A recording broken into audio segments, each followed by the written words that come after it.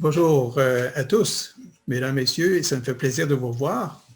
La dernière fois, pour plusieurs, peut-être, nous étions ensemble en septembre et octobre 2020. Alors, nous reprenons en 2021 et d'entrée de jeu, évidemment, je vous souhaite une très joyeuse année. Je souhaite évidemment qu'on profite tous de la situation actuelle, entre autres pour s'intérioriser, mais aussi en profiter pour bien établir notre démarche, je vous dirais démarche spirituelle. Et peut-être que ça tombe bien que notre conférence d'aujourd'hui traite évidemment de cette démarche-là. Alors, on peut reprendre certaines choses qu'on a vues en 2020, mais en y ajoutant plusieurs détails. Et ce qu'on veut, et ce que j'aimerais vous proposer, c'est qu'aujourd'hui, ça s'actualise dans la pratique. C'est-à-dire qu'il y a une partie que j'appelle théorique où j'établis des faits, des lois, il existe des choses immuables sur lesquelles nous n'avons aucun contrôle. Par contre, il y a une démarche et c'est cette démarche-là qui est notre propre démarche personnelle, spirituelle, que j'aimerais développer davantage aujourd'hui. Alors, c'est pour ça qu'aujourd'hui, nous parlerons de l'art de vivre et les lois de la vie. Alors, effectivement, quel voyage nous faisons.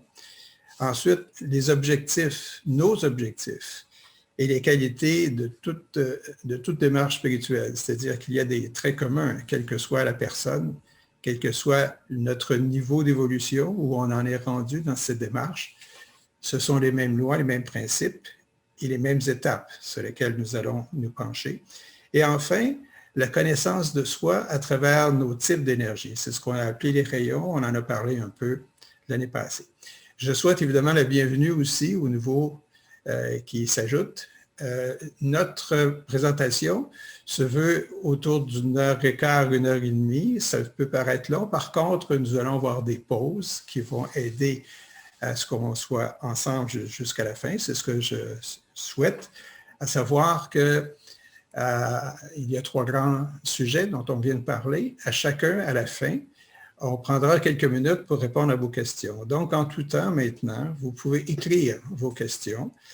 On les regardera à l'une de ces pauses-là et on y répondra dans la mesure où on pourra avoir le temps de répondre à toutes vos questions. On n'aura pas beaucoup de temps. Par contre, les questions qui n'auront pas été répondues, on n'aura pas eu le temps, on va le faire et vous pourrez les recevoir sur notre site où il y aura à la fin une fiche indiquant notre référence, notre site. Je vous le donne tout de suite, vous allez le revoir de toute façon à la fin. Notre site au Québec, c'est partageinternational.ca. Là, vous pourrez poser des questions et ça me fera plaisir d'y répondre. Alors, ça se veut un peu plus interactif qu'avant.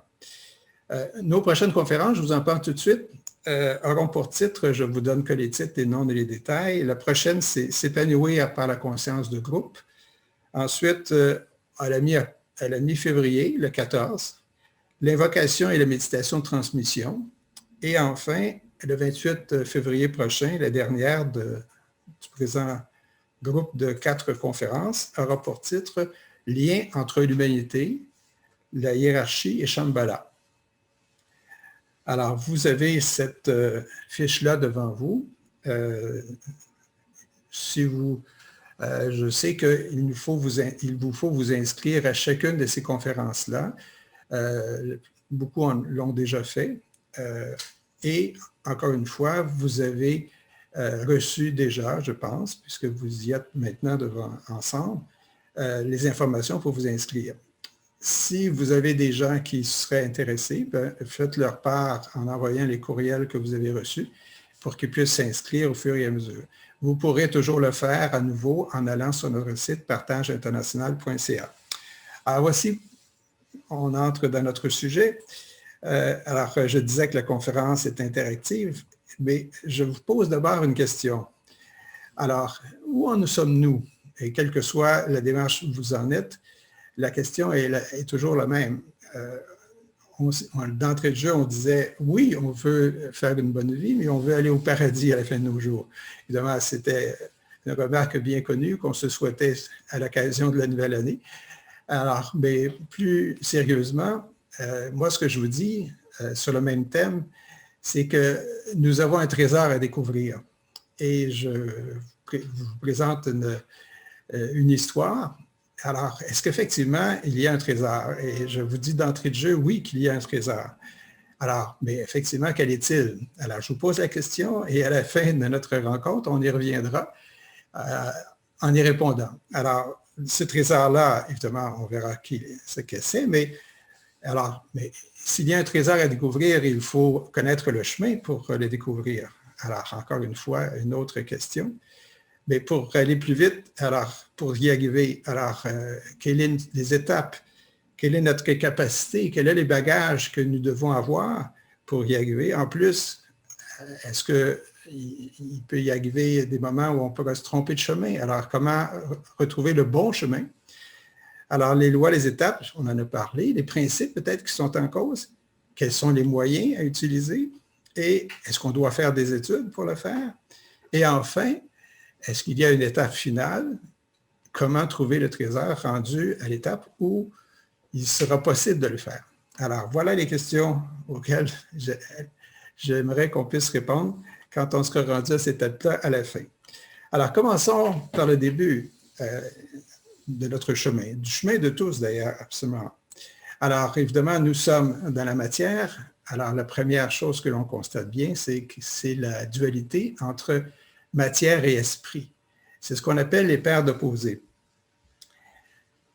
Pour tous, ce lien ou cette interaction entre matière et esprit, l'homme est au milieu de ça, crée une friction. Une friction pose une question. Alors, c'est ce qu'on appelle le conflit. Et ça crée le premier mouvement de l'évolution. C'est un élan, un désir. Par contre, l'inertie de la matière nous retient. Et ce que l'on voit au départ, c'est qu'on constate évidemment que nous ne sommes pas qu'un corps physique.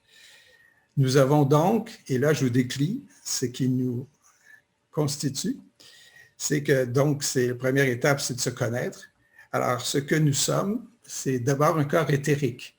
Un corps éthérique, c'est un corps qui est le double de notre corps physique, mais en matière subtile que l'on ne voit pas, mais par lequel on reçoit effectivement l'énergie de la vie. Alors, j'en dis pas plus long, on reçoit l'énergie, on reçoit donc ce qu'on appelle en ésotérisme le feu, la chaleur. On y reviendra. Ensuite, un corps physique, bien là-dessus, je n'ai pas besoin de le décrire. Par contre, c'est dans le corps physique ce que se retrouve de façon visible cette dualité dont on parlait tout à l'heure, cette paire d'opposés entre l'esprit et la matière. Ensuite, un corps qu'on appelle astral ou notre corps d'émotion. C'est un autre type d'énergie constitué et qui est un corps séparé des autres. Alors, le corps physique, c'en est un, et le corps astral ou d'émotion en est un autre. Alors, nous sommes donc constitués de plusieurs corps imbriqués les uns dans les autres. Alors, ce corps astral, c'est où là, on retrouve la force sensible qui nous fait ressentir nos émotions. Nous sommes dans cette période, quand on parle d'émotions, liés à ce qu'on appelle des mirages, à savoir est-ce que nous voyons la réalité telle qu'elle est ou s'il y a des déformations. Alors, on y reviendra en disant oui, il y en a et quels sont les moyens pour dissiper ces mirages-là. Évidemment, l'étape du désir qui constitue les émotions pourra se transmuter en amour. On y reviendra. Ensuite, un corps mental, je décris le tout rapidement, un corps mental, c'est le lieu de nos énergies intellectuelles.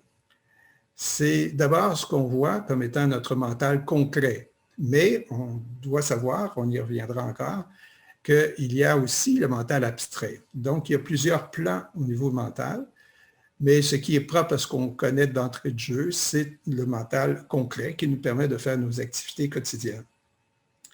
C'est là aussi on retrouve des illusions.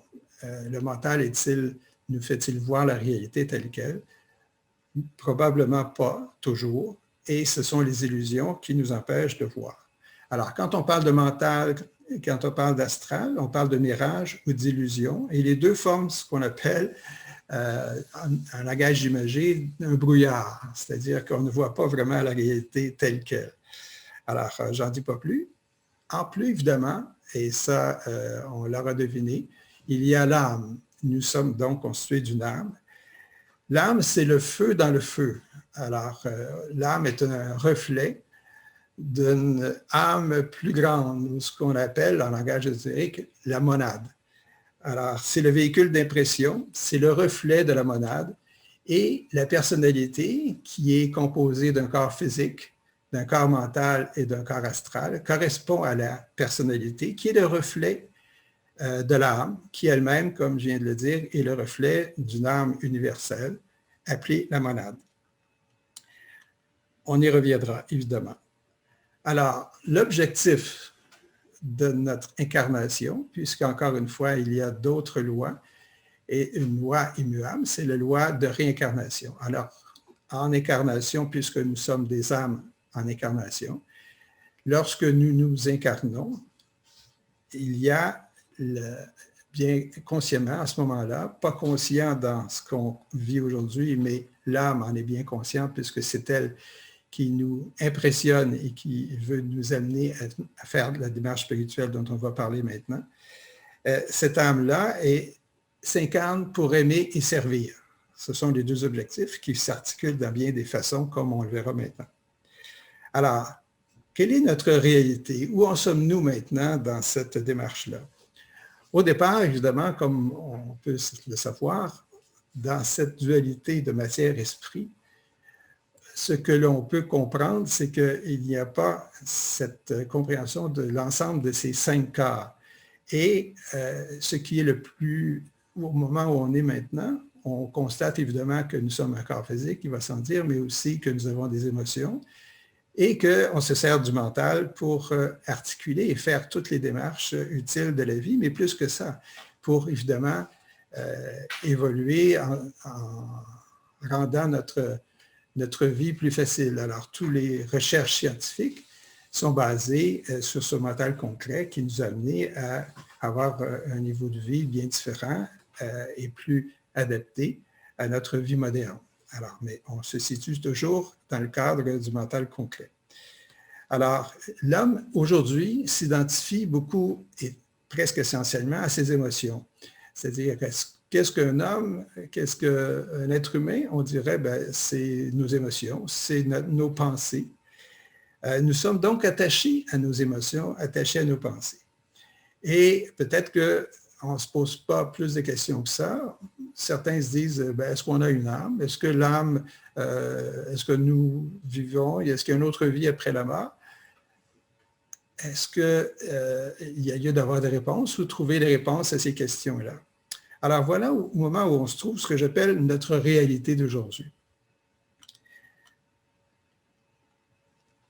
Donc, l'étape où nous sommes, en bref, c'est que nous commençons à établir un contact entre notre personnalité et l'âme. Et c'est dans cette démarche-là qu'intervient la conscience, qui est le titre de notre conférence aujourd'hui, la conscientisation. Effectivement, il y a lieu de penser que l'ère dans laquelle nous entrons, l'ère du Verseau, dont on a parlé déjà à l'automne, c'est l'ère de la conscientisation, dis-je, ça veut dire de comprendre que nous sommes d'abord une âme en incarnation et que la démarche que je vous suggère aujourd'hui, c'est celle qui correspond à la compréhension de la conscience et le développement de la conscience.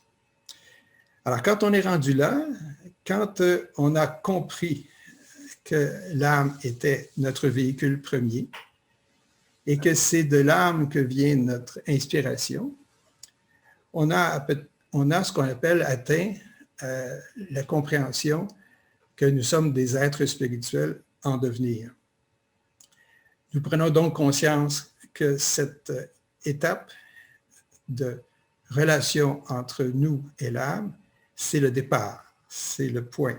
Alors, c'est ce que j'appelle le rôle du soi. Et je vous présente une fiche à ce titre pour vous montrer qu'est-ce que c'est que le soi. Alors, le soi, en langage ésotérique, c'est l'âme, quand on parle du soi. Mais on veut parler aussi de la monade, qui est un soi plus grand, avec une majuscule, si vous voulez. Alors, le texte, le rôle du soi, vous donne une idée de départ. Alors, je vous laisse lire et on y reviendra. Je vous laisse quelque temps.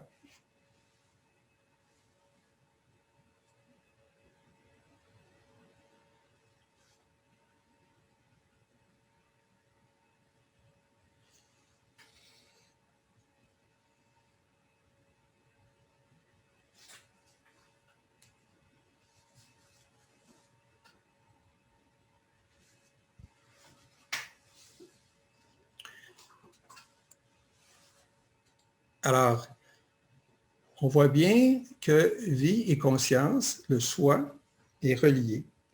Et c'est ça la démarche fondamentale de départ. Une autre vérité liée à cela, c'est que nous avons des étapes. Et c'est ce qu'on appelle des initiations. Évidemment, l'ensemble de ces informations-là viennent, entre autres, des livres dont on a déjà parlé, les livres de Mme Alice Bailey et de Benjamin Crème. Nous aurons les références à la fin de notre propos. Alors, dans ces livres, on retrouve les étapes. Et les étapes sont mentionnées sous forme de titres d'initiation. Lorsque nous avons atteint un certain développement, une certaine conscience, nous avons atteint une certaine connaissance. Et là, l'initiation est là pour nous aider à aller davantage, donner un élan dans notre démarche. Alors, on y reviendra pour savoir qu'est-ce qui se passe exactement, mais lorsque nous sommes rendus à une étape, dis-je, on reçoit comme une énergie qui nous stimule davantage à continuer notre démarche. Alors, quand on est rendu à comprendre que nous sommes des âmes en incarnation, que nous voulons faire une démarche spirituelle, que nous nous intéressons à ce qui se passe vraiment, nous sommes rendus finalement à la première étape, ce qu'on appelle la première initiation, qui fait en sorte que nos vies changent complètement. Les moyens, alors, l'humanité actuellement est rendue pour plusieurs à cette étape-là. On y reviendra quant aux étapes. Alors, on va parler d'initiation maintenant pour indiquer quelles sont les étapes qui nous permettent de voir à quel moment on doit passer, par quelle étape on doit passer pour arriver à peut-être trouver le trésor dont je vous parlais d'entrée de jeu. Alors, on est rendu à la première étape. Quand on est rendu là, on trouve quel moyen pour nous aider à nous stimuler pour aller davantage. Alors, la clé, c'est le détachement.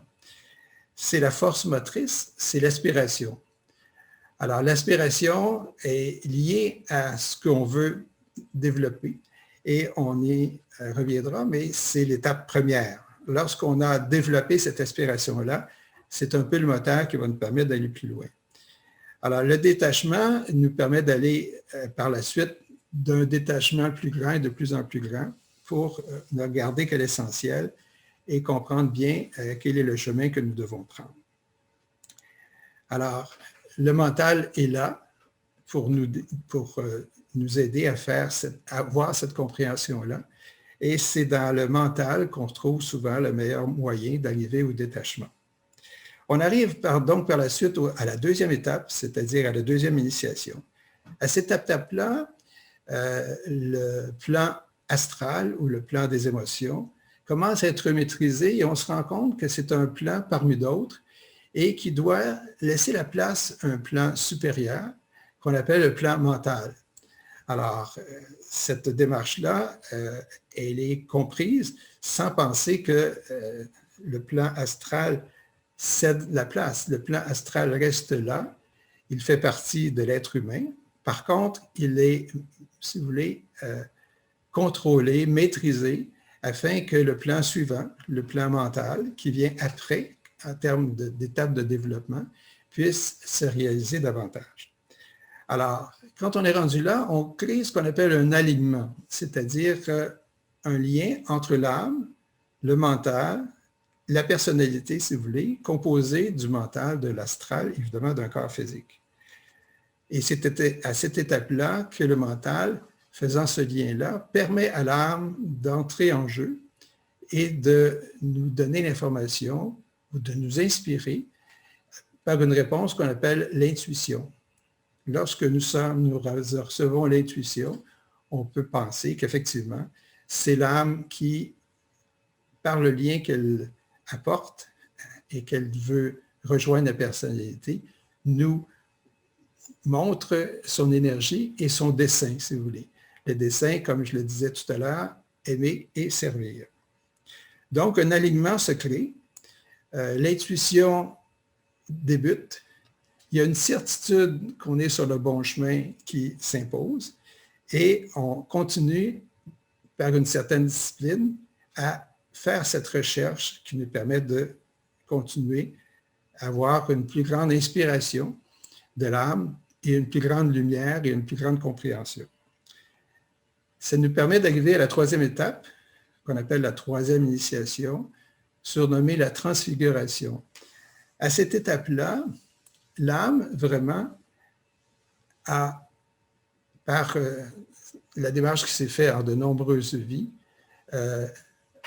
infuse complètement la personnalité, c'est-à-dire les trois corps dont on parle toujours, c'est-à-dire mental, astral et physique, faisant en sorte qu'il y a une unité qui se crée entre l'âme et sa personnalité. Il y a donc une fusion de plus en plus grande quand on est rendu à la troisième initiation. C'est, pour le langage ésotérique, le moment où vraiment l'âme commence une véritable démarche spirituelle. À ce moment-là, il fait un avec l'âme, qui est évidemment son moteur premier et qui est dans le fond ce qu'il est vraiment. Alors donc, nous ne sommes pas un corps physique, nous ne sommes pas un corps d'émotion, nous ne sommes pas un corps mental, nous sommes en réalité une âme en incarnation qui se reflète à l'intérieur de ces trois corps dont on vient de parler. Et ça se veut à ce moment-là parfait lorsqu'on est rendu à la transfiguration, à la troisième initiation, troisième étape. Donc, on a une conscience de ce niveau-là et on a une conscience de qui on est à ce moment-là. Non pas seulement de ce qu'on croit être, mais vraiment de qui on est. Alors, c'est ce qu'on appelle une personnalité maîtrisée, unifiée, et le chemin est vraiment très clair pour continuer la démarche et d'arriver finalement à une fusion de l'âme et de la personnalité, j'en ai parlé, mais à la quatrième initiation. La quatrième initiation, évidemment, c'est encore loin pour l'ensemble de nous. Ce sera après encore de nombreuses vies, mais on y arrivera un jour. Nous sommes tous liés à cette démarche. Alors à ce moment-là, on appelle cette étape-là le renoncement. Le renoncement veut dire qu'il y a un lien qui s'établit, en plus d'être avec l'âme, qui s'est établi au fur de nombreuses vies, avec l'âme supérieure ou l'âme universelle ou ce qui est appelé, comme je le disais, la monade. Ce lien-là va que la personnalité ou l'identité de l'individu va directement par l'âme à la monade et est liée directement à cette âme universelle. À ce moment-là, l'âme qui a été le moteur de notre évolution jusque-là n'a plus cette utilité puisque la personnalité est liée directement à la monade. L'individu est rendu à l'intérieur de ce corps-là. Et quand on parle de renoncement, ça veut dire que la personne, l'être humain concerné, renonce et est d'accord à ce que son âme soit dissoute, puisqu'il est relié directement à l'âme universelle. Permettant à la cinquième initiation, après que l'individu ait réglé le problème avec de son karma, on y reviendra, le karma, c'est-à-dire de tous ses vies antérieures, de tout ce qu'il a gardé à régler de l'ensemble de ses milliers de vies, il sera rendu ce qu'on appelle maître. Alors, en étant un maître, on a fini les étapes de l'évolution sur Terre. Nous n'avons plus besoin de nous incarner et d'autres chemins peuvent se présenter à cette personne qu'on appelle maître, dont un des chemins, c'est de rester sur Terre et de continuer son évolution, mais en aidant les autres, donc l'ensemble de l'humanité, à faire la démarche que je viens de parler en bref et faire en sorte que tous les êtres humains deviennent des maîtres. Alors, c'est notre but ultime, c'est notre démarche, qu'on le veuille ou non, d'incarnation en incarnation. Nous arriverons par l'âme et par la suite directement avec la monade à être des êtres parfaits, de nous être réalisés. Et c'est ce qu'on appelle d'avoir atteint la réalisation de soi. Alors, où en sommes-nous maintenant dans ce cadre-là? Puisque je vous ai brossé un tableau bien général. Aujourd'hui, l'humanité est à l'aube, pour ceux qui sont les plus éveillés, à la première initiation. Donc, il y en a évidemment qui ont déjà dépassé cette première initiation-là, puisque nous sommes rendus, puisqu'il y a des gens à toutes les étapes. Mais si on regarde l'humanité dans son ensemble, nous sommes rendus à l'aube de la première initiation. Donc, c'est le moment où on se pose la première question, effectivement, est-ce qu'il y a une âme?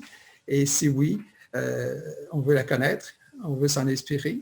et on veut progresser dans ce chemin de connaissance, de sagesse et effectivement ce qu'on appelle une démarche spirituelle.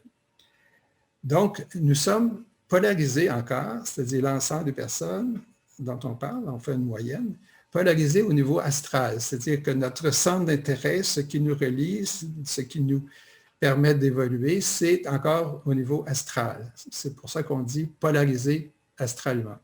Mais nous visons à l'étape suivante, c'est-à-dire d'aller à la polarisation mentale.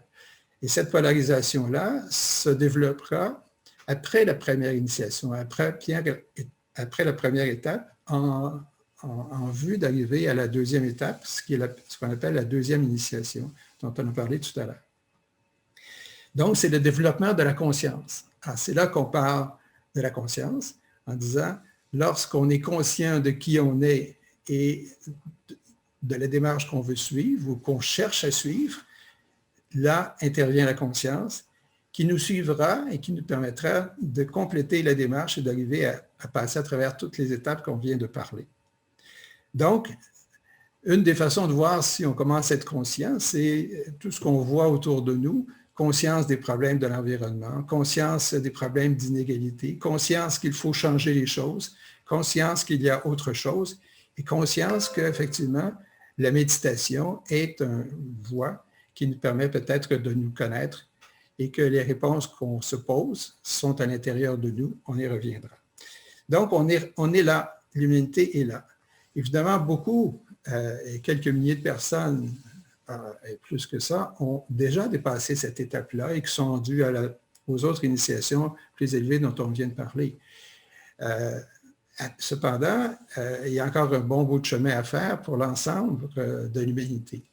Et ce qu'on dit, c'est que l'ère du Verseau permettra, qui dure environ 2000 à 2300 ans, de voir l'humanité progresser d'un pas de géant pour qu'au moins un bon nombre, sinon plus de la moitié, et certains disent qu'on a lu à travers les livres dont je vous parlais, que le 3/5 de l'humanité, à la fin de l'ère du Verseau, aura atteint cette première étape. C'est-à-dire que tous ces gens seront déjà inscrits dans un développement spirituel. Donc, ça veut dire des milliards de personnes qui auront atteint cette étape-là. C'est donc ce qu'on appelle un moment de bascule, c'est-à-dire qu'il y aura un point de non-retour, parce qu'une fois qu'on aura éveillé cette conscience-là, ou la conscience nous aura éveillé à tout ça à travers l'âme, une démarche qui débute ne s'arrête pas. On revient rarement en arrière. De vie en vie, on a des acquis que l'on conserve et évidemment, l'évolution se continue. Se continue au point que dans la démarche, avec toutes les autres étapes, on arrive même à avoir ce qu'on appelle une continuité de la conscience, c'est-à-dire que même dans notre quotidien, d'un jour à l'autre, notre conscience demeure éveillée et par la suite, notre conscience demeure également éveillée de vie en vie pour qu'on puisse évidemment continuer d'une façon plus rapide notre développement. C'est ce qu'on appelle la continuité de la conscience. Aujourd'hui, pour nous aider à faire ce chemin-là de bascule dont je parle, parce que l'humanité serait rendue au milieu de son évolution, c'est-à-dire qu'on a déjà fait la moitié du chemin. Maintenant, l'autre moitié, c'est vraiment de faire une démarche spirituelle. Alors, il y a une énergie additionnelle qui nous est donnée présentement, qui nous aide à nous vraiment à prendre conscience, mais à prendre les bonnes décisions. Cette énergie-là nous est donnée par des êtres qu'on appelle des êtres réalisés, c'est-à-dire des maîtres. Il y a des gens qui sont déjà rendus à cette étape-là, qui sont avec nous, qui se présenteront, comme je l'ai mentionné, mais qui déjà agissent de façon quotidienne en nous donnant cette énergie-là et en portant à tous et chacun la possibilité de prendre davantage de l'énergie, faisant en sorte que nous sommes vraiment dans un ère où l'indifférence n'a plus sa place et que le choix devient évident d'aller vers une démarche spirituelle.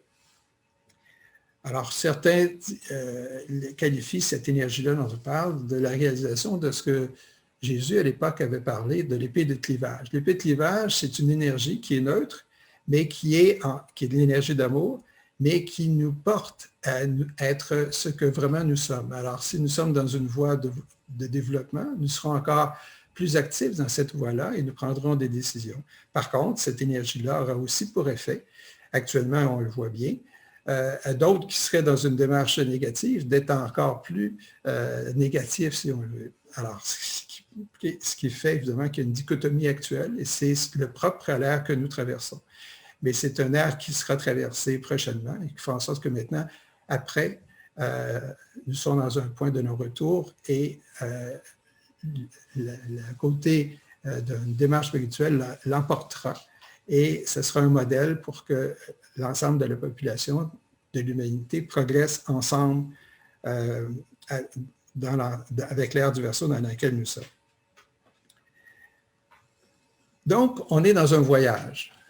Allons-y rapidement et dire, mais dans quel voyage sommes-nous? Comment on peut arriver à passer à travers ou vouloir atteindre toutes les étapes dont on a parlé? Le premier, c'est celui de la conscience, de son expansion de conscience, de réaliser cette conscience-là, c'est-à-dire d'atteindre un équilibre dans notre personnalité. Si nous sommes qu'au niveau astral et que nous avons développé que cet aspect-là et non pas encore l'aspect mental, notre personnalité n'est pas équilibrée. Nous sommes davantage orientés et influencés par nos émotions, par nos désirs. Alors donc, c'est de développer notre mental et en même temps de faire en sorte que le côté de nos émotions soit là, mais qu'il prenne que la place qui lui est due et pas plus et pas moins. Alors, donc, nous visons d'abord à l'équilibre de notre personnalité triple dont on parle. Donc, sous l'impulsion de l'âme, le mental prendra une place davantage et c'est par le mental que l'âme nous parlera aussi, dont par l'intuition, entre autres, l'intuition qui est la parole de l'âme, et on est dans cette démarche-là présentement. Avant d'arriver à cette démarche, on pourrait s'arrêter là et de voir si vous avez déjà des questions que vous nous auriez posées. Si oui, je vais prendre un instant pour pouvoir y répondre. On me dit qu'il n'y a pas de questions, alors on va continuer plus loin. Alors, je disais donc qu'au départ, on doit passer par ce qu'on appelle l'équilibre de la personnalité. Le soi, donc, est là pour nous faire comprendre que cette démarche-là est essentielle pour notre propre évolution. Donc, l'âme désire s'exprimer et c'est par la conscience qu'elle le fait. L'âme nous fait croire, nous montre qui elle est et elle est liée par trois grandes énergies. Cette énergie-là, c'est ce qu'on appelle la volonté, l'amour-sagesse et l'intelligence active, qui sont les trois aspects de Dieu, on y reviendra, ou ce qu'on appelle aussi la triade spirituelle, qui est comprise dans ce qu'on appelle la monade, ce qu'on a enseigné tout à l'heure. L'âme est en lien avec la monade, et comme la personnalité est en lien avec l'âme. Donc, la démarche que nous faisons actuellement, c'est de faire le pont entre la personnalité et l'âme à la monade. Et enfin, comme je le disais, que le lien sera direct rendu à la quatrième initiation entre la personnalité et la monade. Alors, pour arriver à ça, d'abord, la qualité, une fois que le mental sera maîtrisé, dont on vient de parler, ce sera maintenant rendu au mental de l'être pour que, enfin, la personnalité arrive à un équilibre. Le cerveau va demeurer le point central maintenant, plutôt que nos émotions. Le cerveau enregistrera les impulsions qui sont données par l'âme qui nous parle par l'intermédiaire du mental abstrait. Alors, il y a plusieurs niveaux dans le mental. Je vous parlais tout à l'heure du mental concret, mais là, on est rendu au mental abstrait. L'âme nous envoie ses impulsions. Le mental, au niveau de sa capacité abstraite, ce qu'on appelle le mental abstrait, reçoit les impulsions de l'âme qui les relie au cerveau et qui, lui, les traduit et les enregistre, les traduit et les présente à la personnalité dont nous sommes. Alors, c'est ce qu'on appelle le lien entre l'âme, le mental et le cerveau. C'est la première étape. Ce lien-là se développe et c'est là, je crois, où on est rendu, ou du moins plusieurs d'entre nous, dans le sens que nous sommes dans une démarche et que par la méditation, nous voulons entrer en contact avec l'âme et on entre en contact avec l'âme par l'intermédiaire du lien qu'on appelle la méditation, où on atteint ce mental abstrait qu'on désire obtenir l'intuition de l'âme. Donc, la conscience, c'est ce qu'on disait tout à l'heure, les trois qualités de l'âme, c'est-à-dire l'amour, sagesse, la volonté et l'intelligence active. C'est ça qui va nous mouvoir davantage maintenant. Donc, la conscience de l'âme, elle est impersonnelle, elle est inclusive, elle est synthétique. Le cerveau reçoit du mental abstrait, comme je le mentionnais, mais le cerveau, lui, a une conscience différente, une conscience personnelle, analytique et exclusive.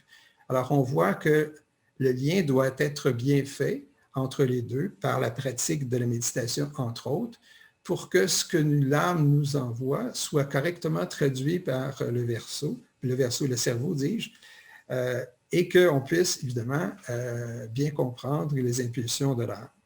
Donc, l'âme, dans cette démarche, devient de plus en plus présente.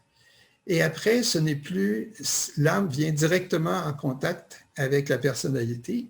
Et la personnalité, par le contact étroit avec les étapes dont je veux parler, l'âme devient la propriété de la personnalité. Autrement dit, l'âme est dans le désir, dans la fusion possible et qui commence à se réaliser entre les deux.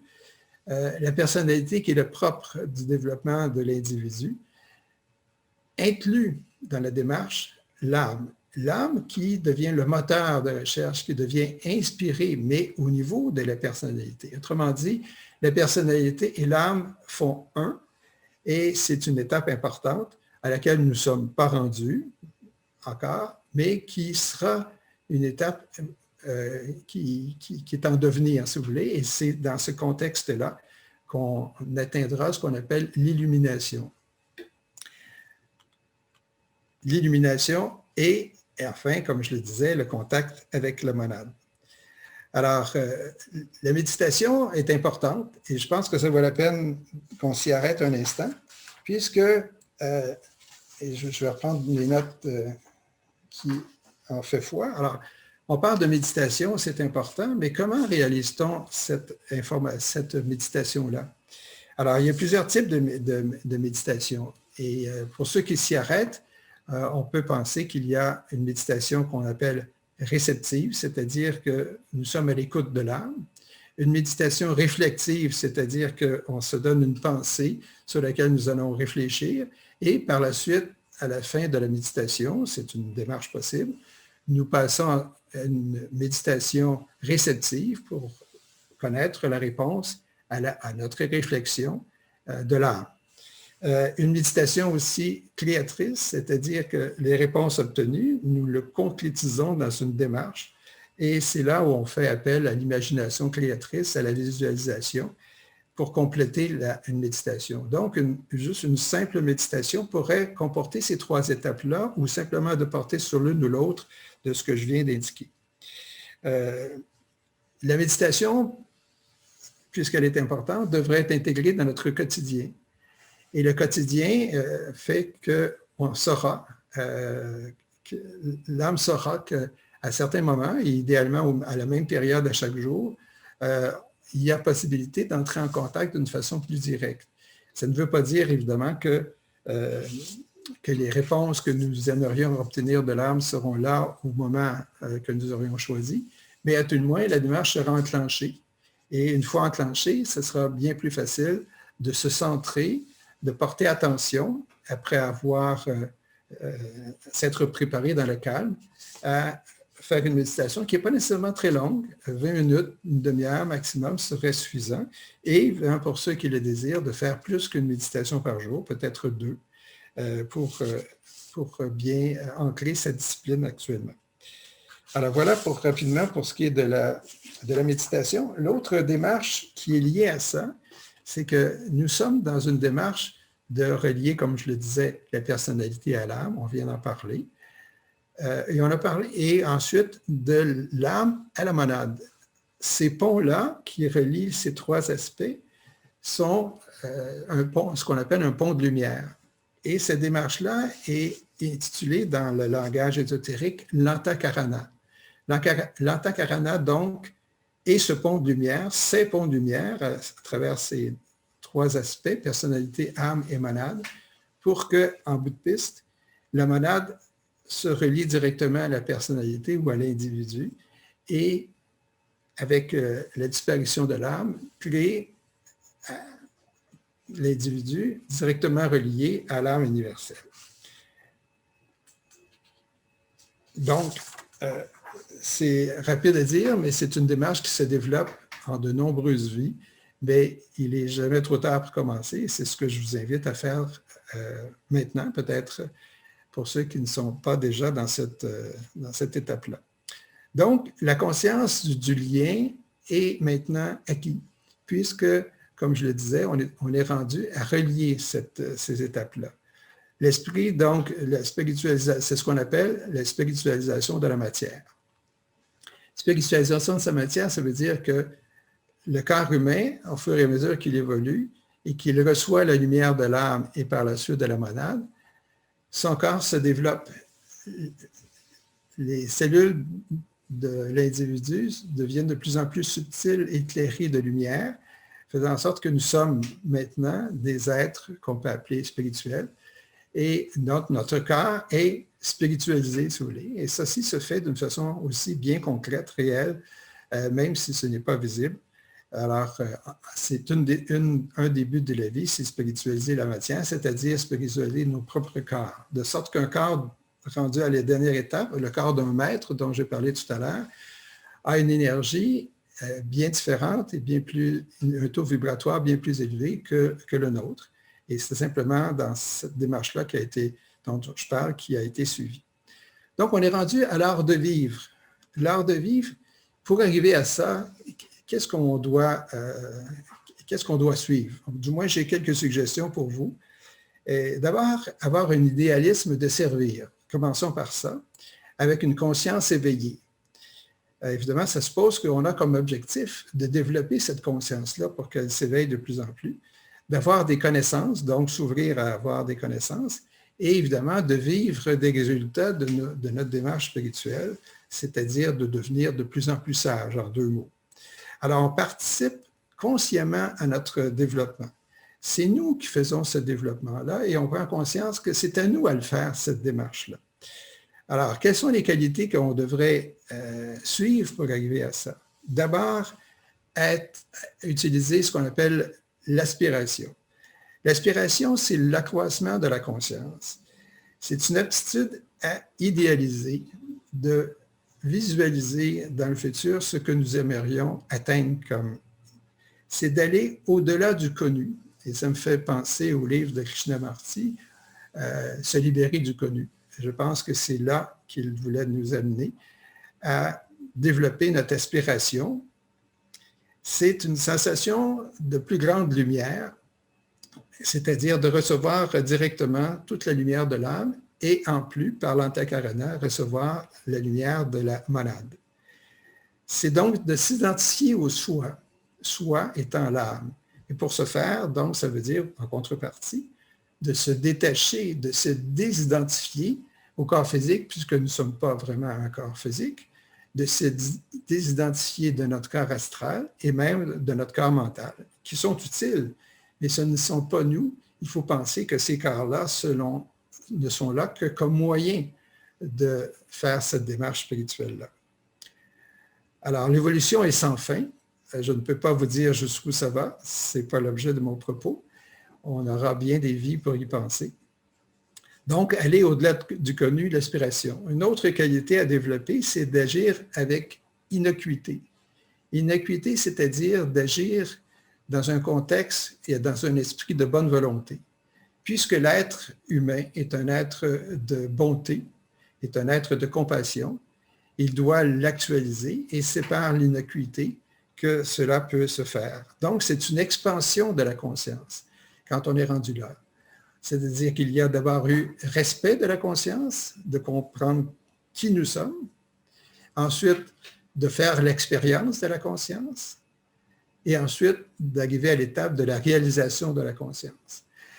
De la réalisation de soi, c'est la même chose. Et lorsqu'on est rendu à l'étape de la dernière initiation, que nous sommes un maître, nous avons réalisé le soi, nous avons réalisé notre perfection. L'autre qualité que... Alors donc, on doit développer notre bonne volonté et établir des relations justes. Alors, qu'en est-il de cela? J'ai un texte à vous montrer, une fiche à vous montrer en regard de ce qu'on appelle les justes relations humaines, puisque c'est en pratiquant l'innocuité que nous arrivons à développer ces justes relations et d'être dans une démarche aussi. Alors voilà le texte que je vous invite à lire et je m'arrête un instant pour que vous laissiez le temps de le lire.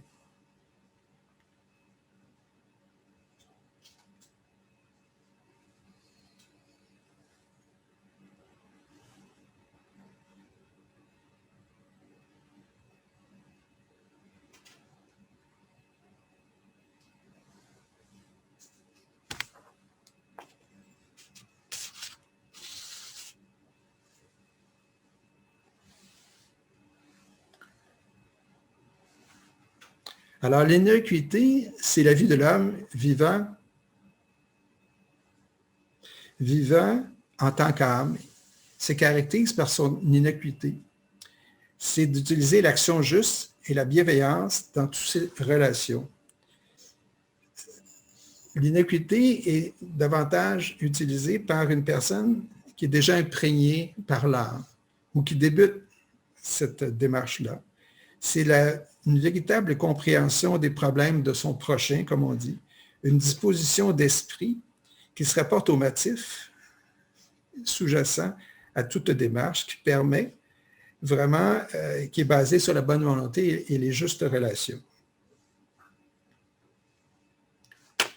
C'est aussi de demeurer dans cet état spirituel et d'aider les autres à le demeurer.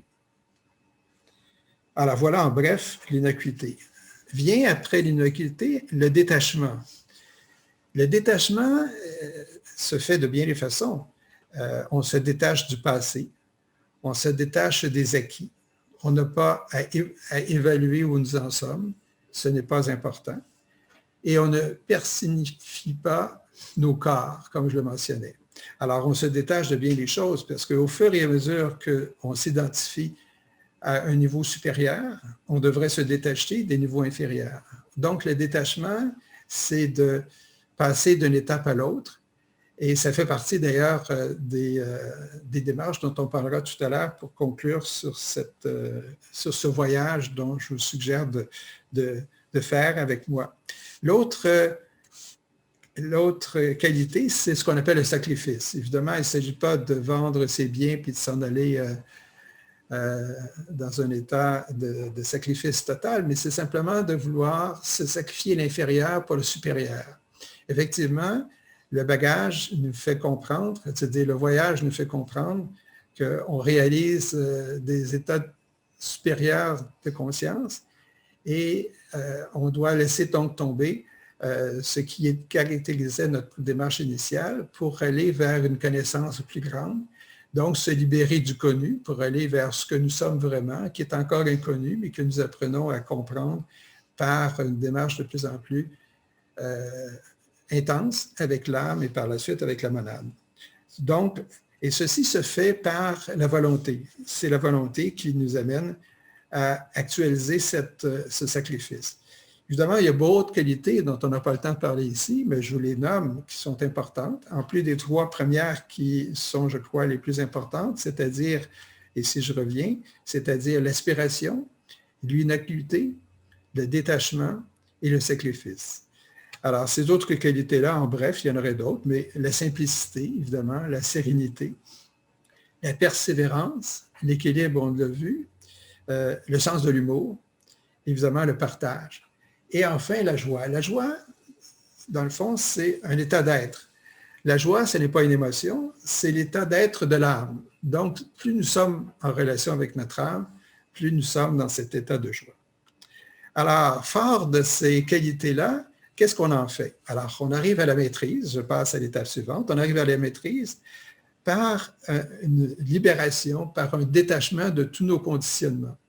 Alors, si on a utilisé le détachement correctement, évidemment, on se détache de nos attachements. Et qu'est-ce que c'est que nos attachements? Bien, c'est ce que notre mental nous a développé, évidemment, avant qu'on réalise que nous étions des âmes en incarnation.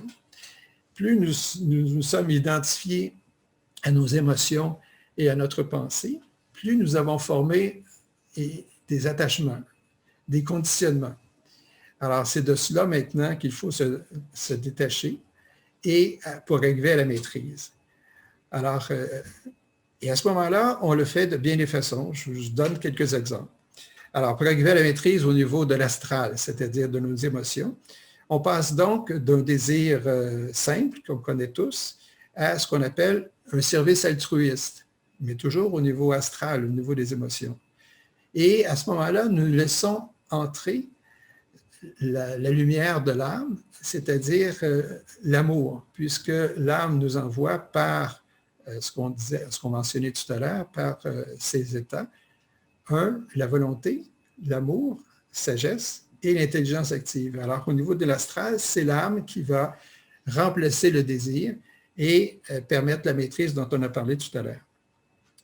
Alors, quand on est rendu là, quand on reçoit l'énergie d'amour de l'âme, c'est une énergie impersonnelle, contrairement au désir qui, lui, est très subjectif et très personnel.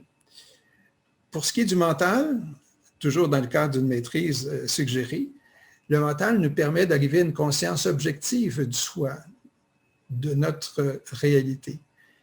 Et on arrive donc à nouveau recevoir la lumière de l'âme, mais au niveau mental, c'est-à-dire au niveau de l'intelligence active, de voir la réalité telle qu'elle est.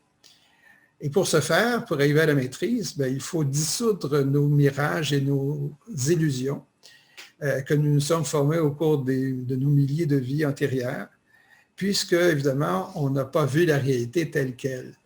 Maintenant, on sait qu'il y a des mirages, qu'il y a des illusions.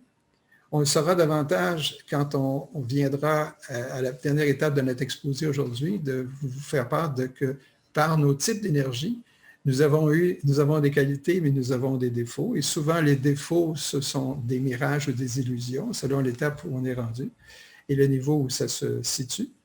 Et en tâchant de lier qualité et défaut, les qualités seront à développer, tandis que les défauts seront à dissoudre. Et c'est donc l'étape où nous devons dissoudre nos mirages et nos illusions. Alors, en le faisant, nous arrivons à maintenir une tension spirituelle qui nous permet d'avoir un taux vibratoire plus élevé, d'être en lien de plus en plus direct avec l'âme et par sa lumière, de nous faire voir la réalité telle qu'elle. Alors, c'est ce qu'on appelle de créer l'harmonisation, de créer la connaissance du soi, d'être dans une conscience du soi, et c'est cette conscience-là qui s'applique de plus en plus.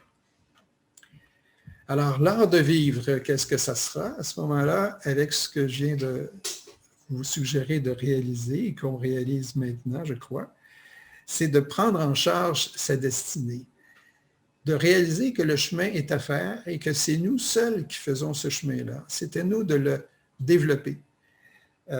C'est ce qu'on appelle être maître de plus en plus de sa destinée. Chacun doit faire son chemin et on réalisera que nous sommes nous-mêmes le chemin. Alors, où est le chemin? C'est nous. C'est à nous à le faire et c'est à nous à le développer. Alors, où en sommes-nous? La réponse, c'est où est le chemin que nous avons créé et que nous continuons à créer? Voilà la réponse concernant le chemin. Donc, on a une perception vraiment intelligente de qui nous sommes, de l'étape où nous sommes rendus et de ce que l'on voudrait développer devant nous. Alors, c'est ce qu'on appelait faire l'expérience du soi, d'être dans la conscience du soi, d'en faire l'expérience du soi en vue de, et voilà l'objectif, d'arriver à la réalisation du soi, de notre pleine perfection, si vous voulez, qui viendra évidemment à la fin de nombreuses vies encore devant nous. 3 moyens sont suggérés, et cela on retrouve dans les enseignements maîtrières dont je vous ai parlé, c'est-à-dire un des maîtres, sinon le maître, qui se présentera à l'humanité bientôt et qui déjà nous a présenté des démarches. Alors, avant d'arriver à ces 3 moyens-là, je vous rappelle les lois qui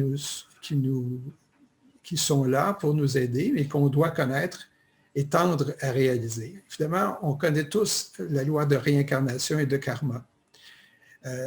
C'est des choses qui sont en dehors de notre libre arbitre. Que l'on le veuille ou non, ces lois existent, c'est-à-dire que le karma est là. Karma voulant dire le fruit de nos expériences, de nos nombreuses vies. Par le service, nous brûlons notre karma. Brûlons voulant dire nous faisons disparaître le karma négatif. On se libère donc de notre karma. On rend service, évidemment, à l'humanité. Et on aussi pratique le détachement. Alors, la loi qui nous relie en plus et qu'on doit connaître, c'est ce qu'on appelle la loi de l'approche spirituelle. Alors, je vous montre une fiche qui définit qu'est-ce que c'est que cette loi-là. Et ça nous permettra par la suite de voir quels sont les moyens pour arriver à mettre en pratique ces lois qui sont des lois universelles et qui s'appliquent à tous.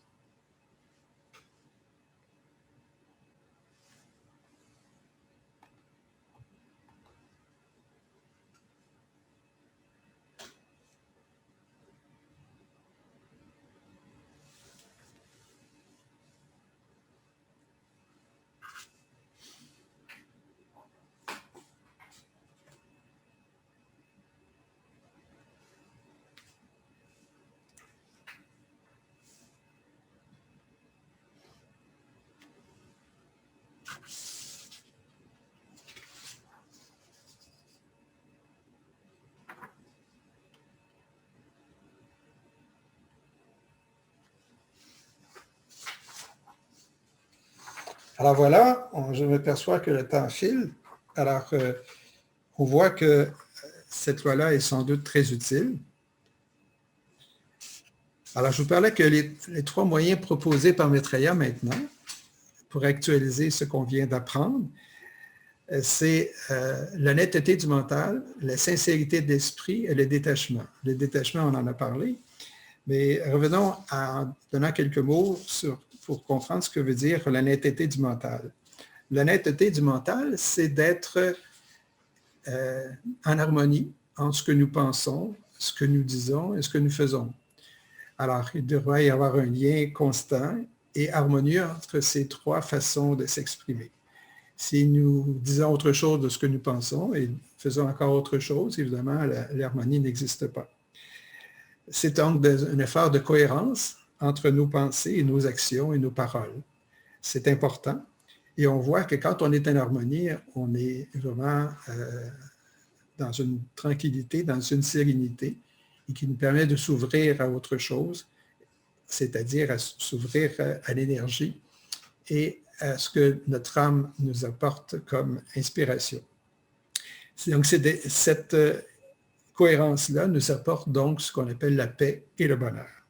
Nous sommes des êtres uniques, c'est à nous de nous réaliser en s'exprimant. Donc, nos pensées sont importantes. Donc, les formes pensées que nous avons, que nous faisons, sont à contrôler, si vous voulez, et c'est une des façons par l'honnêteté du mental de le réaliser. Alors, rapidement, maintenant, la sincérité de l'esprit, ça veut dire de voir et dire les choses de façon vraie. C'est aussi d'être libéré des idéologies, des mirages et des illusions. On en a parlé tout à l'heure un peu. Et d'être donc en contact avec le cœur, d'avoir des relations de cœur à cœur avec les personnes. Et de réaliser donc qu'il est important d'être soi-même. Nous avons un potentiel à développer, un potentiel spirituel, et nous avons tous une place dans l'humanité, nous avons tous quelque chose à apporter, Et nous le réalisons donc dans cette conscience de la sincérité de l'esprit. Et enfin, le détachement. Le détachement, évidemment, on l'a vu, on se détache puisque nous sommes, dans le fond, des observateurs. L'âme est observatrice de ce qui se passe. L'âme se reflète et veut arriver à la perfection, mais on ne doit pas s'identifier au monde dans lequel nous sommes. Nous sommes évidemment impliqués, mais nous ne sommes pas identifiés. Alors, en commençant, comme on l'a vu au début de notre exposé, en nous désidentifiant de notre corps physique, de nos émotions et de notre mental, pour comprendre qui nous sommes et qu'est-ce que nous voulons devenir. C'est se détacher aussi du résultat de ce que nous faisons. Nous ne sommes pas liés à comprendre que nous avons atteint telle ou telle étape par le résultat de nos actions. Il suffit simplement d'être sur le chemin et de comprendre qu'on doit continuer dans le chemin que nous avons entrepris. C'est aussi se détacher donc de la personnalité, comme on l'a vu tout à l'heure. Il n'y a pas donc de détachement si nous ne sommes pas déjà honnêtes et sincères, mais on ne peut pas être honnête et sincère si nous ne savons pas agir avec détachement. Alors, les trois sont liés. Ça nous permet d'avoir une liberté, d'utiliser notre libre arbitre. Ça nous permet d'être spontané et d'avoir une franchise nouvelle et de vivre dans l'instant présent, qui est la seule réalité dans laquelle nous sommes présentement. Alors, ces trois qualités ou suggestions, honnêteté du mental, sincérité de l'esprit et détachement, nous permettent de régler de nombreux problèmes que l'humanité vit actuellement. Et le plus grand problème, peut-être que vous allez le comprendre, c'est que nous avons une mauvaise identification, c'est-à-dire que nous nous identifions au mental, ce qui n'est pas le cas. On devrait s'identifier, à titre d'exemple, à l'âme. Alors, je pourrais dire aussi que plusieurs s'identifient aux émotions ou à l'astral, puisque l'ensemble de l'humanité actuellement est polarisé du niveau astral. Donc, c'est là où le chemin doit être fait pour se désidentifier. Quelle est la plus grande hérésie de l'humanité actuellement? C'est de se sentir séparé.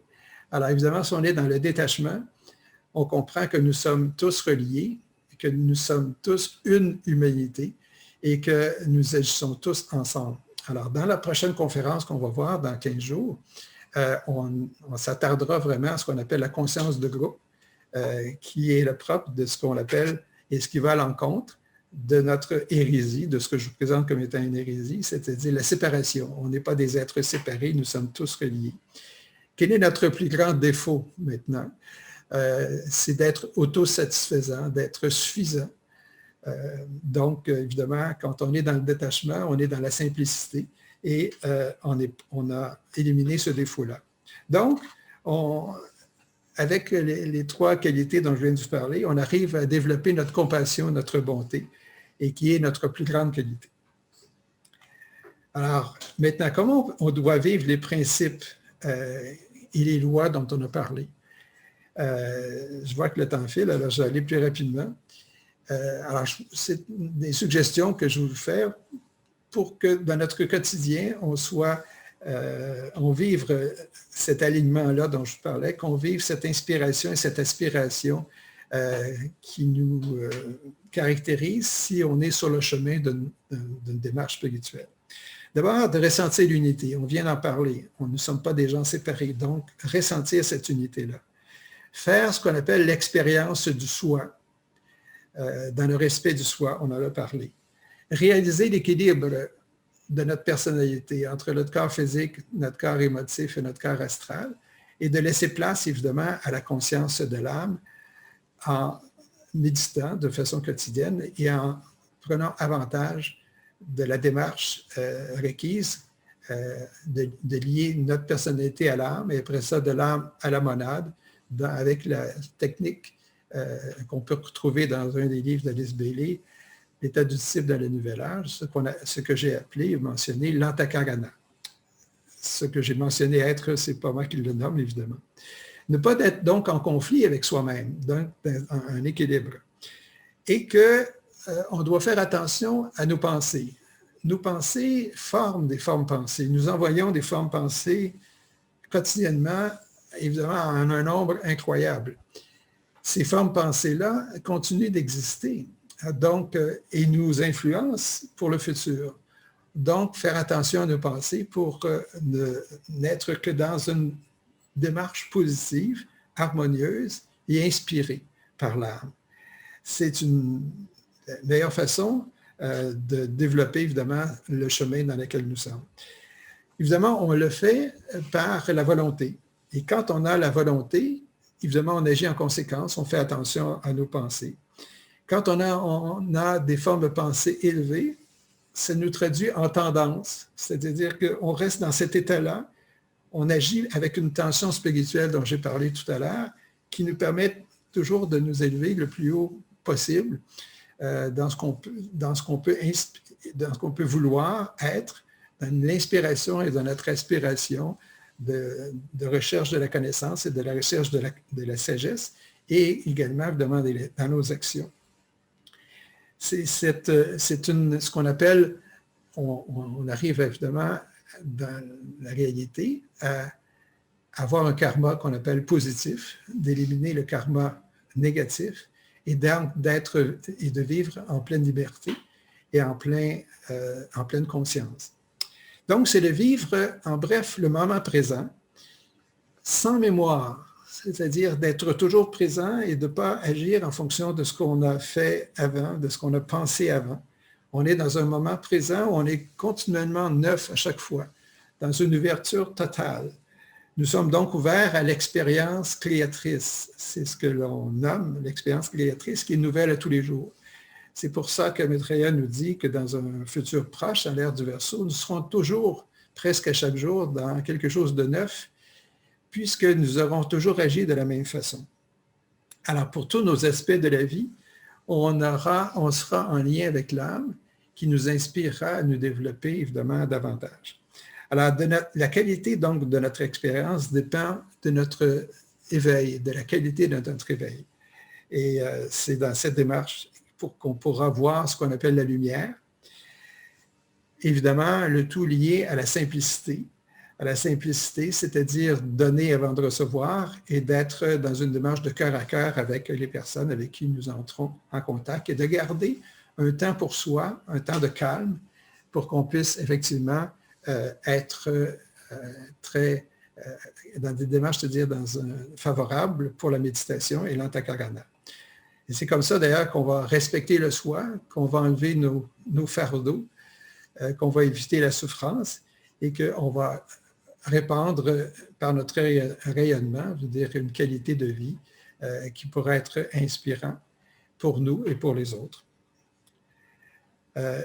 On atteindra et on créera ce qu'on appelle notre créativité.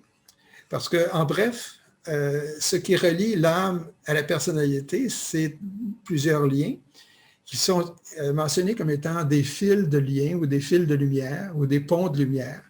Il y en a un qui s'appelle le fil de vie, qui relie l'âme à la personnalité et qui va de l'âme au cœur. C'est le fil de vie, évidemment, qui provient de la monade, qui nous fait vivre nos vies. Un fil de connaissance qui va de l'âme au cerveau, à la tête, et qui par la connaissance de l'âme nous est donnée. Mais il y en a un autre fil qui est le nôtre. C'est ce qu'on appelle un fil de créativité qui va de l'individu, donc de la personnalité, vers l'âme et par la suite vers la monade. Ce fil de créativité-là, c'est nous qui devons le lier. C'est comme ça d'ailleurs que se fait le pont. L'âme va vers nous, dans le sens qu'elle nous donne des impressions, des impulsions, mais c'est à nous de le recevoir. Si notre personnalité reste amorphe ou passive, le fil de créativité qui va de la personnalité à l'âme, qui est la réponse de l'impulsion de l'âme, ne se créera pas. Il n'y aura jamais de lien conscient, en tout cas, avec la personnalité et l'âme. Donc, notre créativité est importante et c'est à nous de répondre. Mais une fois que nous répondons, l'âme vient davantage vers nous et nous inspire davantage. Et c'est le même phénomène qui se produit entre l'âme et l'antakarana. Et c'est comme ça, évidemment, que se développe la démarche et le chemin. Alors, on pourra prendre un moment d'arrêt maintenant avant de passer aux dernières étapes de notre exposé qui concerne nos types d'énergie, c'est-à-dire ce qu'on appelle les rayons, 7 types d'énergie. Alors, je vais voir si vous avez des questions et pouvoir y répondre. Si c'est le cas, ma collègue va pouvoir lire les questions que vous aurez posées. Et si, à nouveau, il y a des questions à laquelle on ne peut répondre, on le fera sur notre site ou avec les références qu'on va vous montrer dans un instant, à la fin de notre exposé, vous pourrez nous poser les questions. Alors, je m'arrête pour voir s'il y a des questions. Première question, comment notre méditation de transmission aide-t-elle les maîtres de sagesse? Comment la méditation de transmission aide-t-elle les maîtres de sagesse? On y reviendra à la prochaine conférence concernant la méditation de transmission. C'est certain que ça aide les maîtres de sagesse. Alors, les maîtres de sagesse, pour ceux qui ne connaissent pas, ce sont des maîtres, évidemment, qui ont décidé, une fois rendus maîtres, de rester avec nous, donc de continuer à cheminer avec nous, et qui se présenteront à l'humanité bientôt et avec qui nous allons pouvoir effectivement recevoir les conseils pour que l'ère du Verseau atteigne le développement qu'on a mentionné tout à l'heure, d'être à tout le moins rendu à la première initiation, première étape, et probablement plus loin pour d'autres qui seront déjà rendus un peu plus loin. Alors évidemment, c'est une conscience de groupe, la méditation de transmission. C'est une méditation qui se fait en groupe pour que certains maîtres nous envoient davantage d'énergie pour aider l'humanité. Donc, la méditation en tant que telle développe l'individu, mais en étant en groupe et en le faisant dans un cadre de groupe, on reçoit cette énergie-là qui est envoyée à l'humanité. Donc, les maîtres ont décidé de faire cette méditation-là pour aider l'humanité. Donc, nous aidons les maîtres à nous aider. Donc, c'est important. Je m'arrête là, peut-être qu'il y a une autre question. On demande de nuancer mirage et illusion. Ah, la nuance entre mirage et illusion. Alors, un mirage, c'est propre au monde astral, tandis qu'illusion, c'est au monde mental. C'est simple, c'est ça la réponse. Par contre, évidemment, c'est quelquefois difficile de reconnaître l'un et l'autre.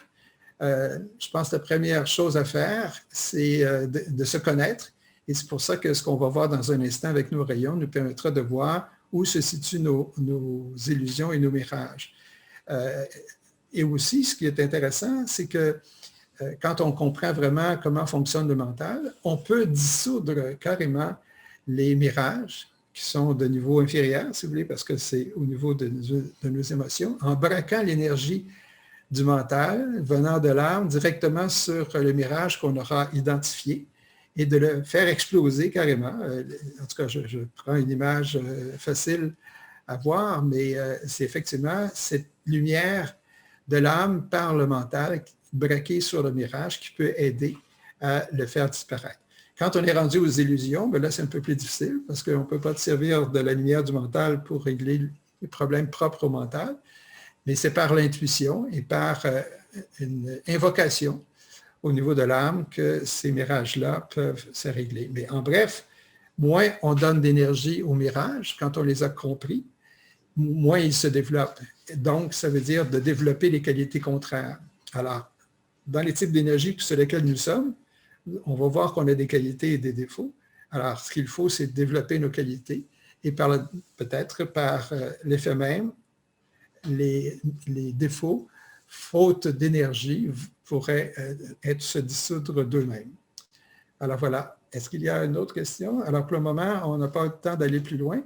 Par contre, il y a une fiche que je voudrais vous présenter pour clore les points qu'on a commencé à mentionner et qui a pour titre « Le sens de notre vie ». Je vous laisse lire.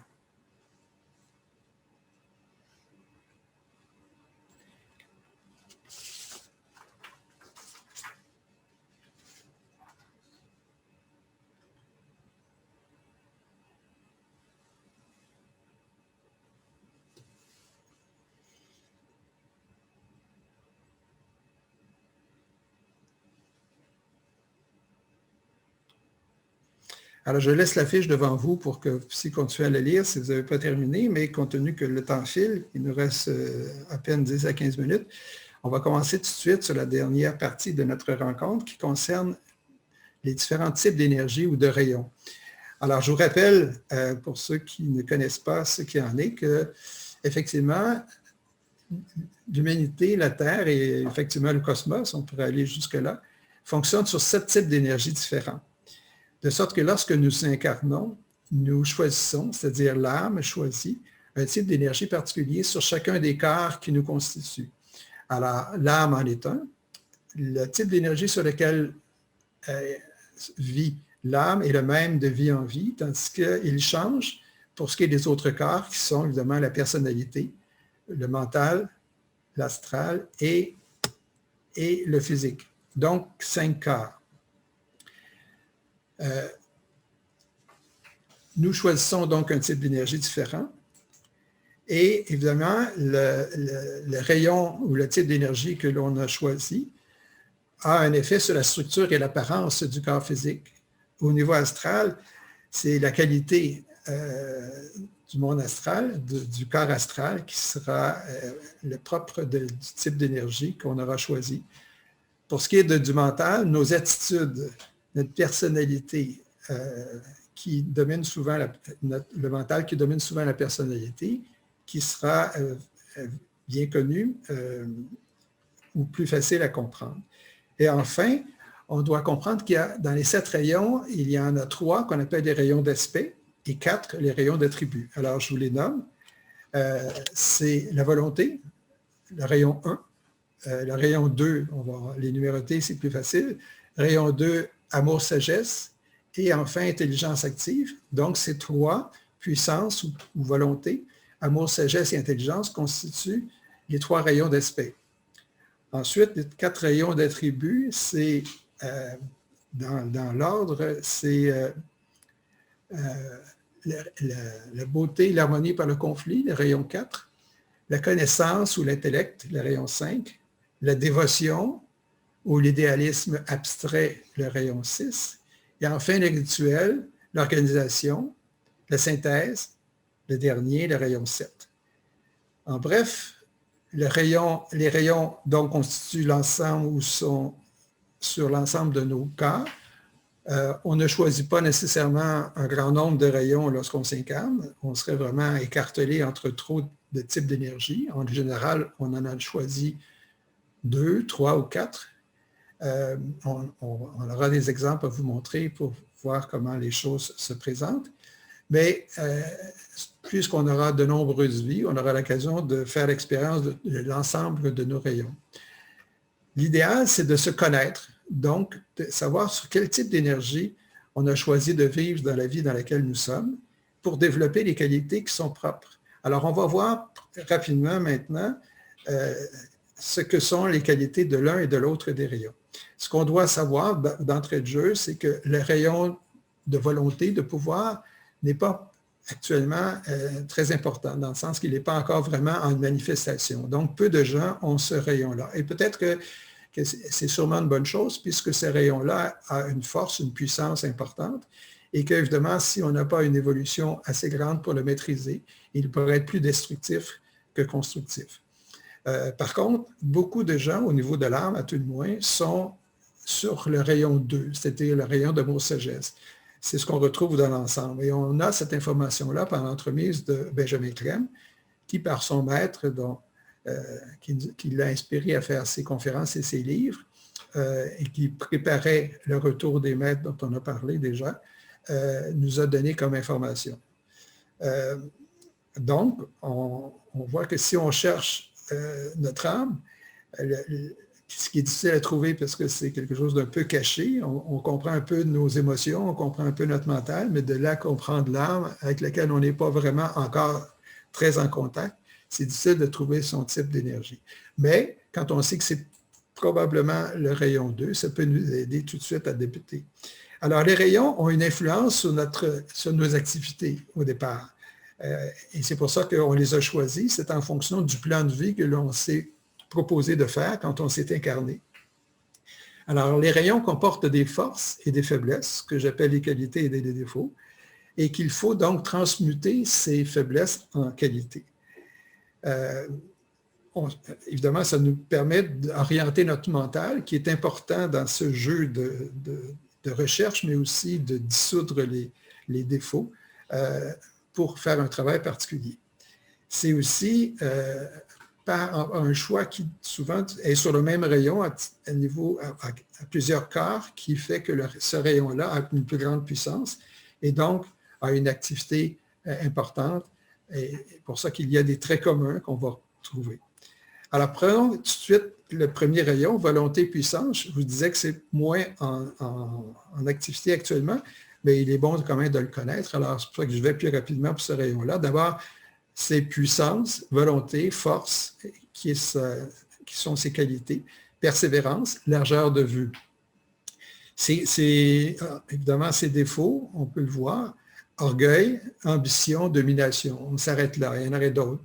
On voit que, par exemple, prenons quelques exemples d'hommes politiques. Churchill, Mao, et puis Staline avaient plusieurs rayons 1 dans leur... alors, selon leur type, le niveau d'évolution, on peut comprendre qu'ils n'ont pas toujours utilisé ce rayon-là à bon escient. Passons au rayon 2, l'amour-sagesse. Évidemment, la qualité, c'est l'amour, l'empathie, la compréhension. Par contre, ça peut être aussi en défaut l'indifférence, l'égoïsme, la méfiance.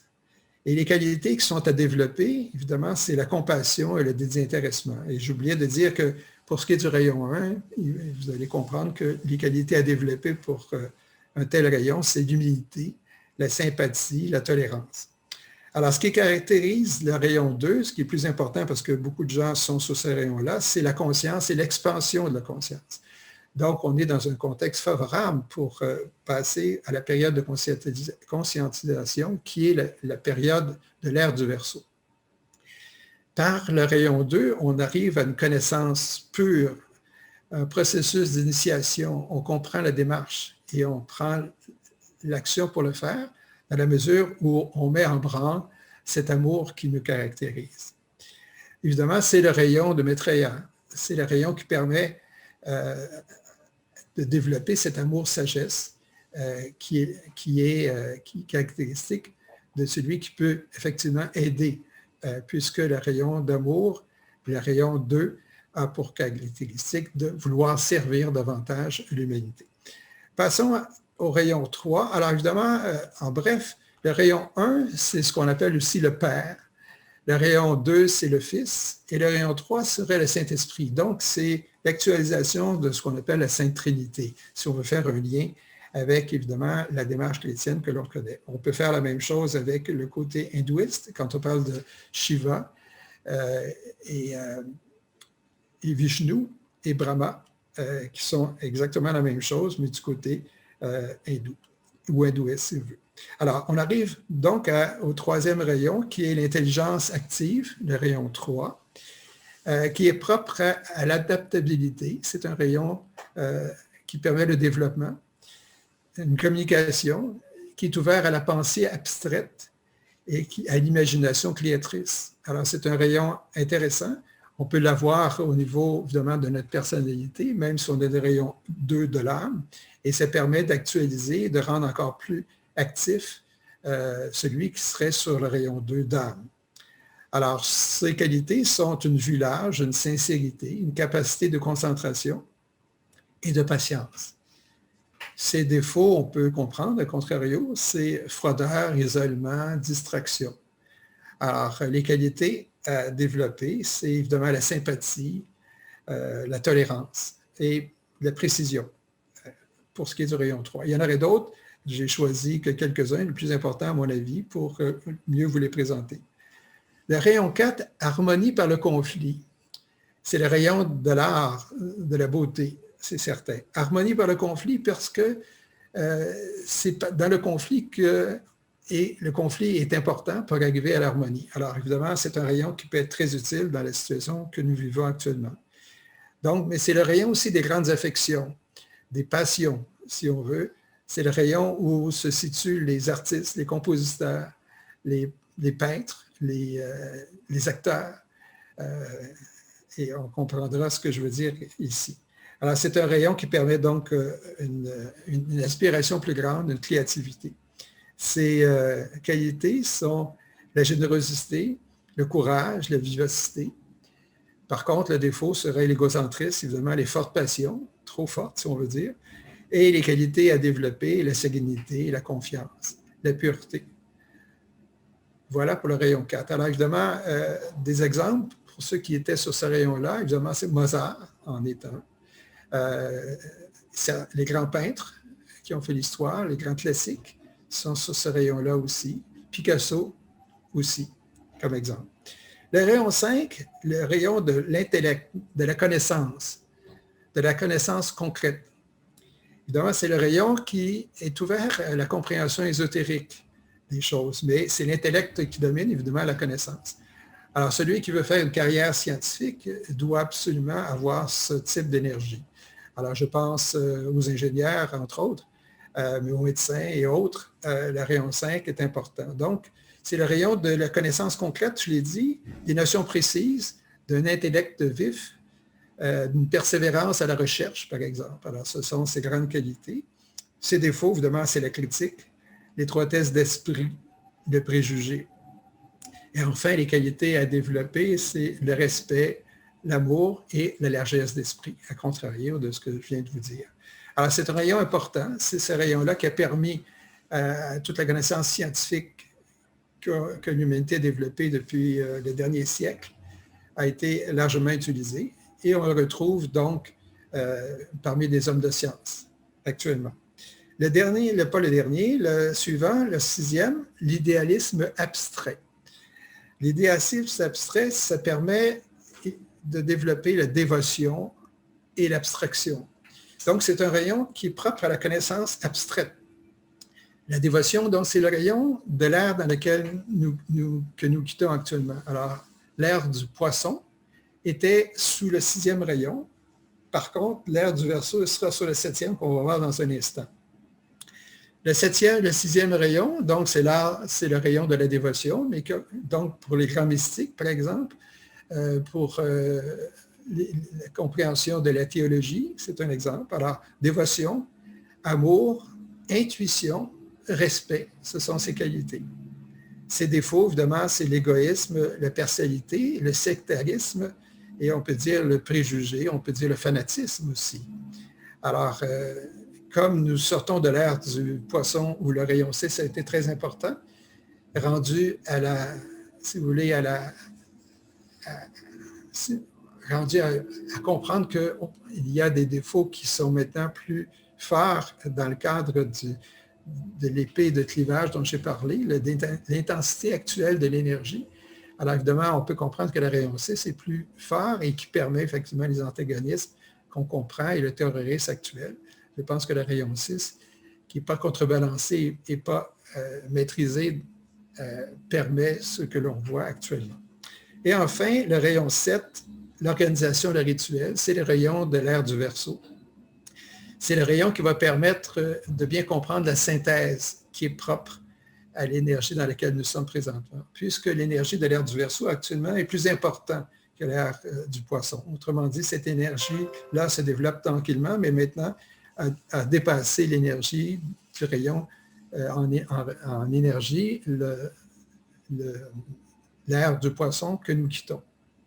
Alors, c'est le rayon de la persévérance, du courage, de la confiance en soi, des détails, et qui permet la réalisation des 6 premiers rayons. Donc, il fait la synthèse des 6 premiers rayons pour permettre aux idéaux de l'ère du Poisson de se réaliser. Donc, c'est le rayon 7 qui va enfin actualiser, par exemple, les grands désirs de la Révolution tranquille, la Révolution française, dis-je, peut-être Révolution tranquille aussi, c'est-à-dire la liberté, l'égalité et la fraternité.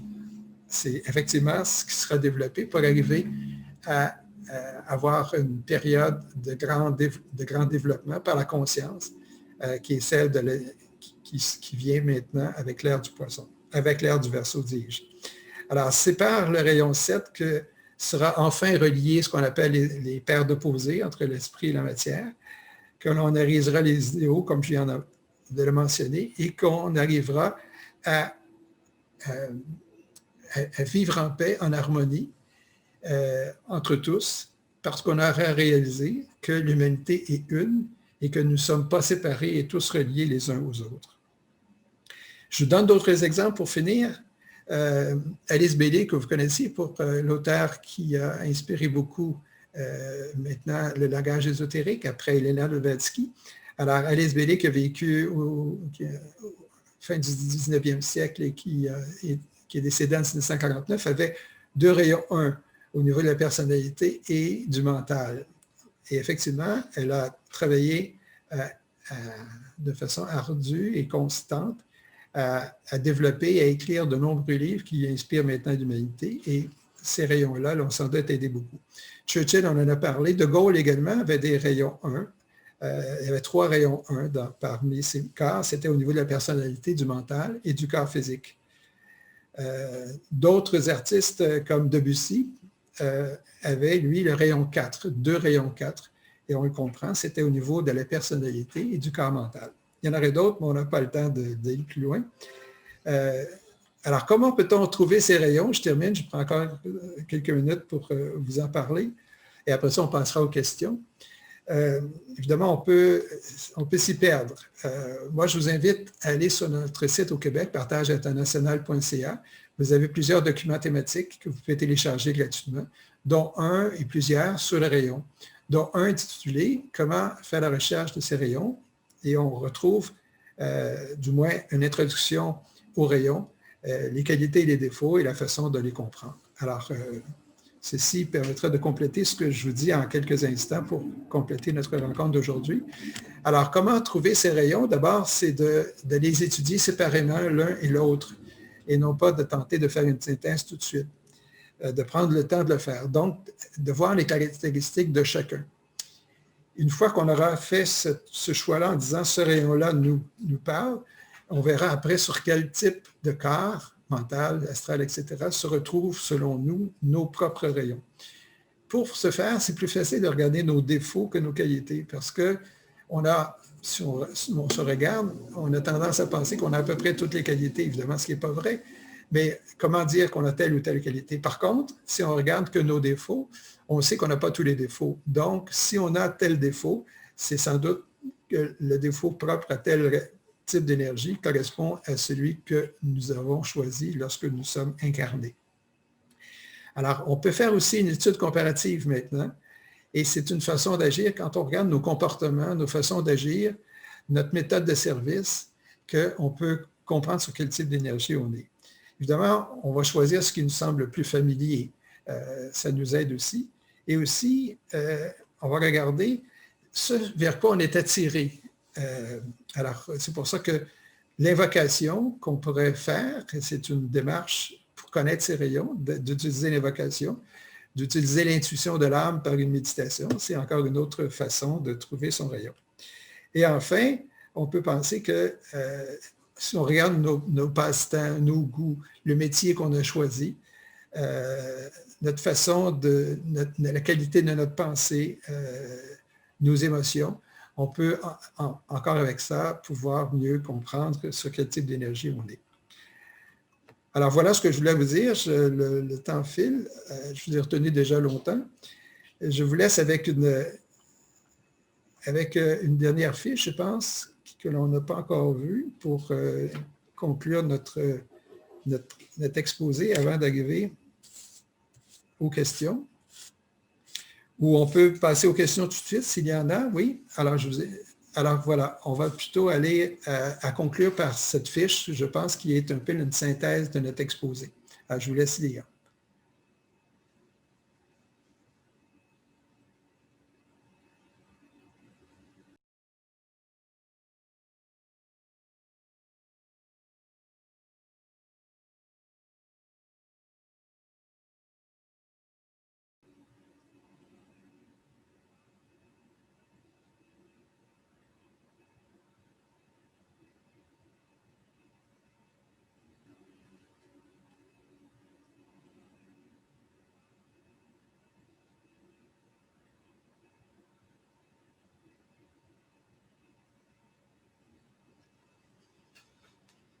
Alors, évidemment, on a parlé de conscience, on en a parlé probablement pas suffisamment pour bien vous faire comprendre que la conscience est la vie. On l'avait vu au début, lors d'une autre fiche. Mais c'est en vivant dans la conscience que l'on atteindra l'âme et que l'on sera inspiré et qu'on évoluera. Et aussi de penser que c'est cette conscience-là qui va être porteur de la lumière, qui est le propre de notre propre évolution spirituelle. Alors, je regarde si maintenant vous avez des questions.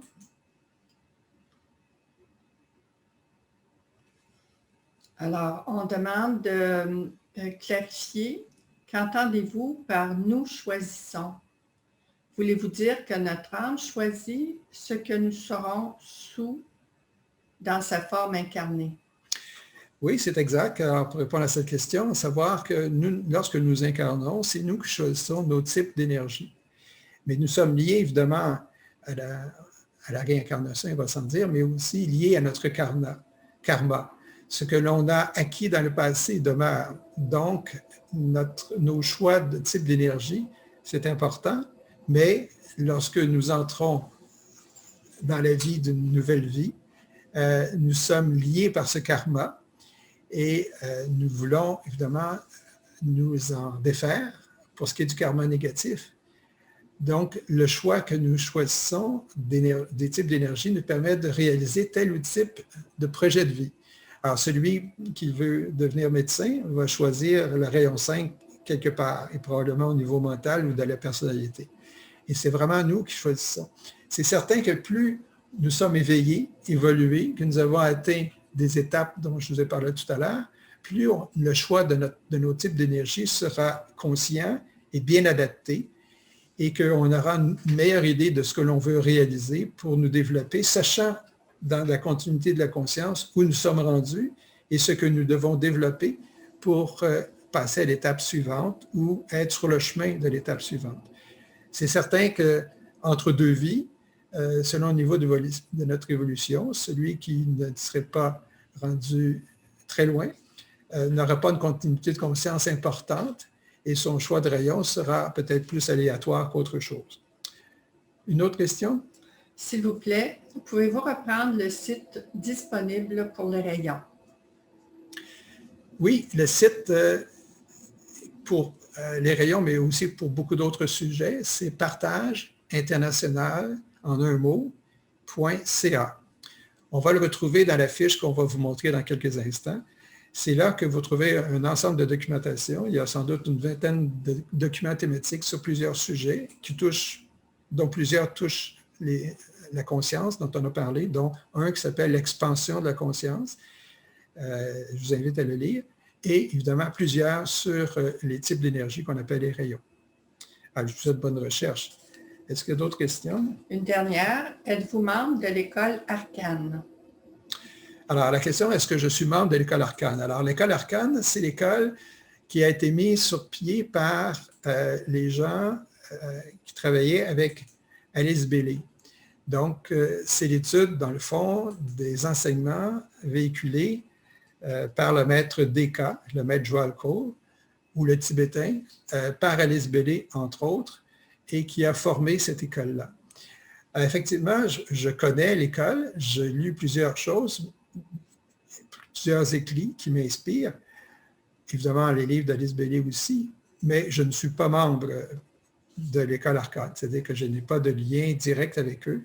Je ne reçois pas leur documentation, comme on peut la recevoir de façon régulière pour ceux qui veulent s'inscrire, et c'est ouvert à tous. Et c'est une très bonne façon d'éveiller notre conscience que d'avoir cette connaissance-là. Mais par contre, comme maintenant les livres d'Alice Bailey sont accessibles gratuitement sur plusieurs sites Internet, avant, c'était nécessaire de faire partie de l'école Arcane. Aujourd'hui, on peut y avoir accès gratuitement et ces enseignements-là sont tellement complets que ce n'est pas nécessaire peut-être de procéder autrement. Évidemment, ça s'ajoute au livre de Benjamin Crème qui rend les informations qu'on retrouve dans les livres d'Alice Bailey beaucoup plus accessibles et pour des sujets beaucoup plus actualisés maintenant. Alors, on va terminer par, il n'y a pas d'autres questions sur une dernière fiche?